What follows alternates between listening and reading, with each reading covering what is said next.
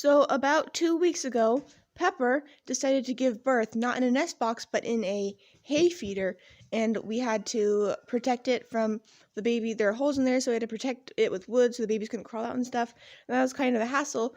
But now her babies are 2 weeks old, they're like 11, or maybe, I don't remember exactly how old they are, but all their eyes are open and they're now old enough to come out of the nest box. Baby rabbits are born blind and deaf and with no fur. They're pretty helpless. So a mama rabbit, before she gives birth, will take bedding and straw and hay and whatever material she has available and build a nest. But people call it a nest. They'll also pull fur from their own body and line this nest with fur, so it's like a tiny little bed for their babies. They'll give birth in there and cover their babies up and make sure the babies stay nice and warm while they don't have any fur and they're still super helpless. But when their eyes start opening and they have some fur, then they don't need to be in the nest anymore, and they need to come out and start eating solid foods and pooping outside the nest and just being out. Now, some people like to let their babies be in the nest until they choose to hop out. They let them, till like they're 4 weeks old or 8 weeks old or whatever. But we have a colony set up, and in our colony, we wean babies as soon as they're ready to wean. A lot of our does get pregnant right after they give birth, so they will have babies about a month after they give birth. So we need to usually wean our babies at 4 or 5 weeks old, and in order to do that, we have to make sure they're eating solid food nice and well as we do that, because if they're not eating solid food and they're still used to being on mama all the time, then they're not going to do as well, and they could get sick or their stomachs could have problems. So we need to make sure we have them on solid food well before we wean them.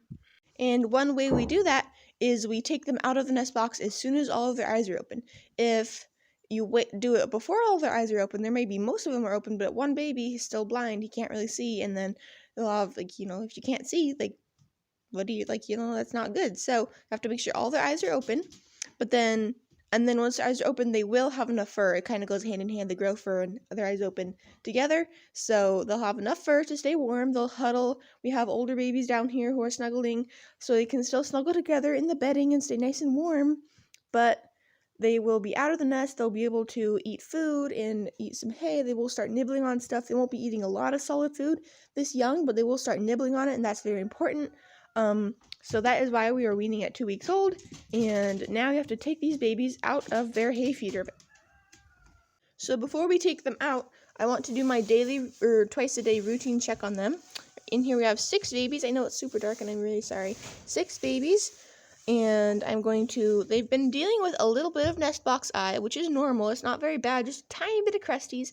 So in order to prevent anything else bad from happening to being further, I've been using colloidal silver on their eyes. We haven't had that much of a problem. Maybe they'll have a goop on the side of their eye, or maybe a little crusty having it closed, but it's nothing really serious, but we're just preventing it. So we are going to do that, and then I'll come back. Well, I am very pleased with this checkup. There was just one baby, the runt, whose eyes opened just yesterday. He had a tiny bit of crusty on his eye, but everyone else's eyes were nice and open and are really good, so they cured really fast. A few days ago, they're like, oh no, your eyes sealed shut up, and now they're fine. And so now we're going to take them out. I'm so excited. It's so cute, and they're all climbing everywhere, and they're all snuggled together. It's so fun. So in this colony, we already have a litter of babies. They are 3 weeks old, so they're old enough and they're climbing everywhere and eating the snow off my boots, but they have a little nest area back here under this little thing. They've kind of dug out some bedding and made a little depression in the bedding, and they like to snuggle there. So I'm assuming that these younger babies are going to find their pile and snuggle with them. So that's my assumption. We'll see if we're right or not, but that is nice. When you have older babies and younger babies together, they can snuggle and keep each other warm. Alright, so I took the nest and have it on the floor, and I like to put them just in the middle of the colony so they can go wherever they want. They can, be places, and so they can kind of choose for themselves. I will watch them, and if one gets, stuck in a corner all alone, I'll put him with his siblings, but we're just going to see what they do. So, alright, come here, babies.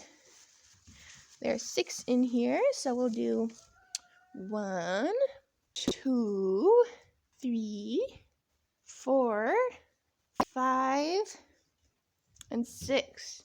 So we have 2 orange babies, 2 black babies, 1 broken red or broken orange, it's kind of hard to tell still, and 1 Ryu baby, so 2 of each color, kind of.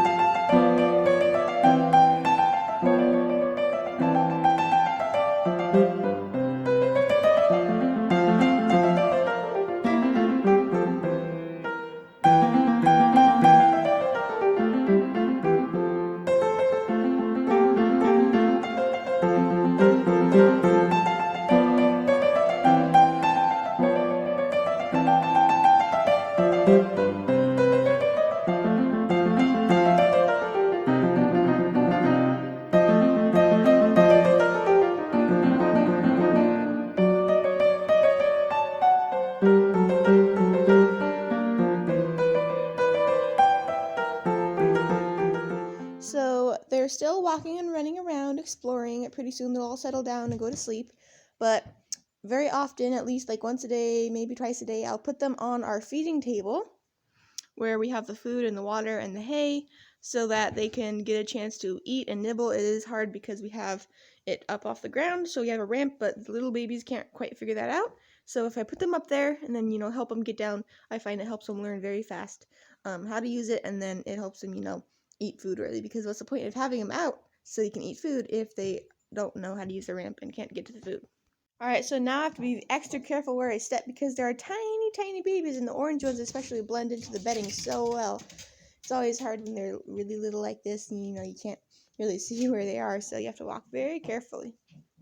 Alright, so now that the babies are out of their nest, I can turn this nest box back into a hay feeder. I'm super excited. I had to build another one real quick for the rabbits while they were out of here, and that was kind of annoying. So now, yeah, this is gonna be great. Whew! So I finished the switching hay feeders and giving them new hay and stuff. I did add a roof thing to it.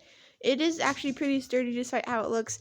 I don't really like that though because I want the does to be able to jump in there to gather hay for their nests, but I don't want them to use that as their nest box. So I'm going to cover it and then see how that works. I really like it though because they can and go in and get mouthfuls of hay, and I really, really, really like that. But I guess I can just, put hay on the floor or something. I don't know. So we'll figure it out, but I guess I picked the lesser of two evils by covering it up. And look who I found all snuggled up. Do you guys want me to move you to the rest of your siblings? Here, come here. So now I think all of the little babies have found the bigger babies, and they're all snuggled together in an adorable pile of fluffy cuteness. This is nice. It's really easy and quick. No problems or unforeseen issues, and that usually doesn't happen whenever you're dealing with rabbits or really any farm animal. There's always problems you have to fix and all that stuff, but this time wasn't one of those cases, I guess. So this was super easy, and yeah, a great success.